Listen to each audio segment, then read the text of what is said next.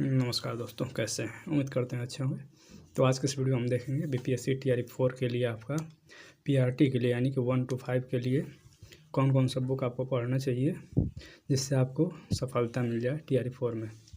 देखिए, उसके लिए यहाँ मैं कुछ बुक आपको रिकमेंड किया हूँ, ये आप ले सकते हैं। देखिए, अगर बात किया जाए मेरा, तो मैं इससे पहले चूँकि मैं बीएड किया हूँ, आप ये कई लोग क्वेश्चन करते हैं कि आप कैसे बता सकते हैं कि आई बुक से आएगा। तो मैं इसके लिए आपको बता दूं कि मैं टीआरई 1 दिया था प्राइमरी का, और टीआरई 1 चूँकि मेरा बीएड है और बीएड को बाहर कर दिया गया था, आपको पता होगा। तो टीआरई 1 में मेरा मार्क्स था 77 और आपको कट ऑफ आपको पता होगा, कट ऑफ गया था 67। तो इस वजह से मेरा हुआ नहीं था। लेकिन टीआरई 3 में मैं अभी सिलेक्टेड हूँ और मेरा रैंक जो है यहाँ से आप देख सकते हैं, रैंक मेरा 3 है। मार्क्स की बात किया जाए तो मार्क्स मेरा 101 मार्क्स है 6 to 8 मैथ साइंस में। तो इस तरीके से आप देख सकते हैं कि मुझे कुछ ना कुछ तो इसके बारे में नॉलेज है, और जितना प्रीवियस ईयर्स का क्वेश्चन है वो सब एनालिसिस के बाद ही मैं बता रहा हूँ कि आपको। देखिए, सबसे पहले तो पीवाईक्यू ले लेना चाहिए, यानी प्रीवियस ईयर्स क्वेश्चन। उसके लिए आप यूथ पब्लिकेशन का एक बुक आता है, उसको दिखा भी देता हूँ मैं। देखिए, ये वाला है बुक, तो ये आप ले सकते हैं। यूथ कंपटीशन का ऐसे आपको नया वाला मिल जाएगा, इसमें टीआरई 4 और टीआरई 5 दोनों के लिए दे रहा है। मतलब इसमें आप यहाँ से देख लीजिए, ये दिया टीआरई 1 का जितने क्वेश्चंस पेपर होंगे, फिर 2 का, 3 का और री एग्ज़ाम का सभी पेपर इसमें हैं। तो ये आप भले आप पीआरटी के लिए दे रहे हैं, लेकिन जनरल पार्ट का बात किया तो जनरल पार्ट आप जितने भी ये पेपर हुए हैं, चाहे 11-12 तक का, आपको सभी करना पड़ेगा।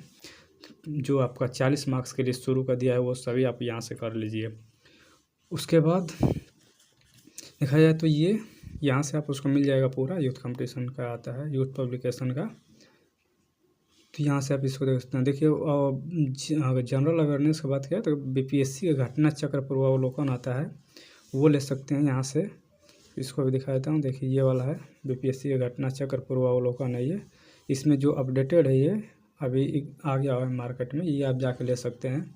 इसमें से आपको पूरा जितने जनरल अवेयरनेस के है वो सारे क्वेश्चंस मिल जाएंगे। वहीं देखिए, एनसीईआरटी सार संग्रह आता है महेश कुमार वर्णवाल का, तो ये भी आप देख सकते हैं यहाँ से। ये एनसीईआरटी सार संग्रह है, ऐसे इसमें सभी सब्जेक्ट्स दिए रहते हैं। तो ये आपका जो जो आपके सिलेबस में है वो सारे चीज़ें यहाँ से एक बार देख लीजिए। ये एनसीईआरटी का ही आपका पूरा उसका निचोड़ है एक हिसाब से देखा जाए तो। लेकिन देखिए, सभी क्वेश्चंस किसी भी बुक से आपको नहीं मिलेंगे, ये मैं पहले ही बता देता हूँ। अब सोचिए कि केवल एक बुक या दो बुक से आपको सारे क्वेश्चन मिल जाए, तो ऐसा किसी भी एग्जाम में नहीं होता है। लेकिन हाँ, इसमें आपको फ़ायदा मिल जाएगा, यहाँ से आपका एनसीईआरटी का रिवीजन हो जाएगा। अब बात किया जाए, देखिए, इसके साथ साथ आपको लुसेंट भी लेना पड़ेगा। लुसेंट से आपका जितने, जैसे आपका मॉडर्न हिस्ट्री में, आपको पता है कि हिस्ट्री में अगर बात करें तो अभी बता देता हूँ इसमें अगले स्लाइड में उसको। लुसेंट आप ले लीजिए, इससे हिस्ट्री का देख लीजिएगा, मॉडर्न हिस्ट्री, और इसके साथ साथ इसमें साइंस के कुछ क्वेश्चंस आपको मिल जाएंगे। और उसी के साथ साथ जो आपका इसमें भूगोल का दिया है क्वेश्चन, वो यहाँ से आप लुसेंट से कर सकते हैं। मैथ और साइंस की बात की जाए तो आपको पता है इसमें मैथ और साइंस आता है, रीजनिंग भी आता है। तो मैथ साइंस के लिए आप क्लास 9-10 का एनसीईआरटी पूरा मैथ का आप कर लीजिए, और साइंस के लिए भी ये पूरा कर लीजिए। मैथ का प्रैक्टिस के लिए एसएससी का कोई भी सीजीएल लेवल का जो एडवांस मैथ जिसे कहते हैं वो वाली बुक ले लीजिए, और इसी को सॉल्व करते रहिए। बाकी जो प्रीवियस से जितने भी पेपर हैं, चाहे 1 to 3, वो सारे पेपर आप सॉल्व करते रहिए। उसी के बेसिस पे ही आपका क्वेश्चन इसमें से मिल जाएगा। कुछ क्वेश्चन तो रिपीट ही हो जाते हैं, आप देखेंगे तो 4-5 क्वेश्चन तो सेम वही मिल जाएंगे जो टीआरई 1-2 में हुए हैं, वही आपको मिल जाएंगे। तो इसलिए पीवाईक्यू बहुत महत्वपूर्ण है, उसी को आप 2-3 बार कम से कम लगा दीजिए उसको। रीजनिंग के लिए बात किया तो पीवाईक्यू इसका भी आप अगर प्रीवियस ईयर्स कर लेते हैं तो इतना हो जाएगा। यूट्यूब पे अगर वीडियो देखना चाहते हैं तो कोई अगर किसी टॉपिक में दिक्कत होता है तो आप वो टॉपिक का नाम लिख करके और लास्ट में लिख दीजिएगा पीयूष वर्ष्ने। काफ़ी अच्छा पढ़ाते हैं ये, इनका वीडियो मैं पूरा देखा हूँ, नोट्स भी बनाया था मैं बहुत पहले एसएससी के एग्ज़ाम के लिए। तो यहाँ से आप ये पूरा कर सकते हैं। अगर मैथ रीजनिंग में आप पकड़ बना लेंगे तो आपका मार्क्स ऐसे ही मतलब कुछ ना कुछ इंक्रीज हो जाएगा। जिसका इसी में पकड़ नहीं होता है तो फिर बाकी आप जीएस में कितना भी पढ़ते रहेंगे, उससे मार्क्स बहुत ज़्यादा इंक्रीज नहीं हो पाता है। इसलिए मैथ और रीजनिंग और साइंस का जो पोर्शन है ये पूरा कर लीजिए। साइंस के लिए 9-10 एनसीईआरटी मतलब दोनों, चाहे बायोलॉजी, फिजिक्स, केमिस्ट्री, ये पूरा आपको करना ही है। इतना तो कर लीजिए। उसके साथ साथ साइंस की बात करें तो इस आता है आपका यही घटना चक्र, एक साइंस के लिए आता है। अगर पढ़ना चाहें तो यहाँ देखिए एनसीईआरटी सार संग्रह में भी आपको साइंस मिल जाएगा, यहाँ से भी कर सकते हैं। लुसेंट में भी साइंस है और बीपीएससी का घटना चक्र है, यहाँ से भी साइंस है। अगर ये पहले से आप पढ़ लिए हैं, मतलब अगर TRE 1 2 भी दिए हैं उसमें नहीं हुआ और ये सब पढ़ लिए हैं, तो इसके साथ एक आता है पूर्वावलोकन का ही, वो केवल साइंस का आता है, वो ले सकते हैं। उसमें जो उसके लिए अलग से वीडियो बनाया अभी था मैं, उसमें केवल शुरू के जो नोट्स दिए हैं वो आप वहाँ से देख सकते हैं। क्वेश्चन अगर पूरा पढ़ेंगे तो 500 से ज़्यादा पेज का वो है, और पढ़ सकते हैं। पहले से ये सब पढ़ लिए तो वो आप ले सकते हैं एक बार देखने के लिए। इसके साथ साथ यदि साइंस के लिए अलग से प्रैक्टिस चाहते हैं तो DSSB का जो प्रीवियस ईयर्स क्वेश्चन है, DSSB का TGT साइंस का जो आता है, इसमें आप अगर इसको टेक्स्ट बुक लिए होंगे पास प्रो, तो उसमें आपको TGT का मिल जाएगा साइंस का।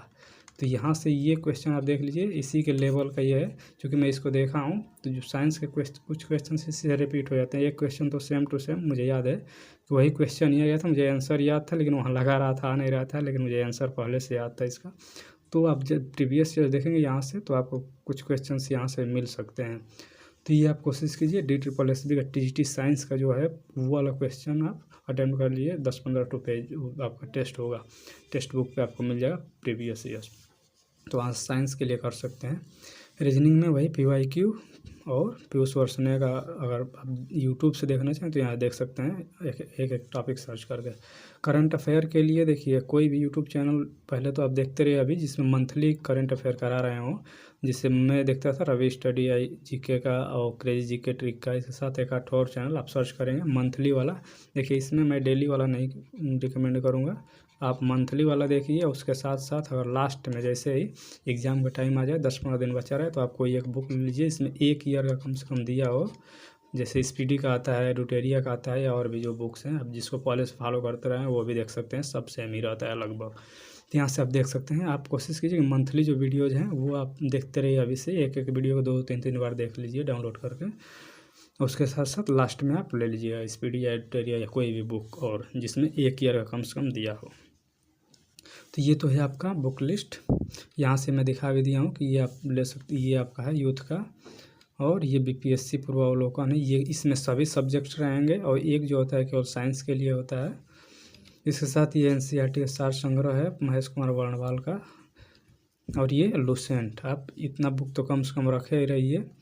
और इसके साथ देखिए अब हिस्ट्री में आपको, हिस्ट्री में पूरा हिस्ट्री नहीं पढ़ना है, इस चीज़ को ध्यान दीजिए। बहुत लोग गलती करते हैं कि पूरा हिस्ट्री अब शुरू से आप एंशिएंट, मिडिवल और मॉडर्न स्टार्ट करते हैं लास्ट में, तो आपको पूरा नहीं पढ़ना है। सिलेबस में आपको सीधे सीधे लिखा है भारतीय राष्ट्रीय आंदोलन, केवल ये पढ़ना है, इंडियन नेशनल मूवमेंट। आपको पूरा हिस्ट्री नहीं पढ़ना है, इस चीज़ को अभी से ध्यान दीजिए। जब प्रीवियस ईयर लगाएंगे तो आपको पता चल जाएगा कि आप केवल जैसे अब जो 1857 से और 1947 तक का जो आपका इतिहास है ये ज़्यादा महत्वपूर्ण है। इसके लिए 1-2 क्वेश्चन पीछे से आ जाएगा, लेकिन उतना पढ़ने के लिए आप पूरा एंशिएंट मतलब प्राचीन और मध्यकालीन नहीं पढ़ना है। आप केवल मॉडर्न में पढ़िए, भारतीय राष्ट्रीय आंदोलन से संबंधित बिहार से जोड़ते हुए आप इसको पढ़ सकते हैं।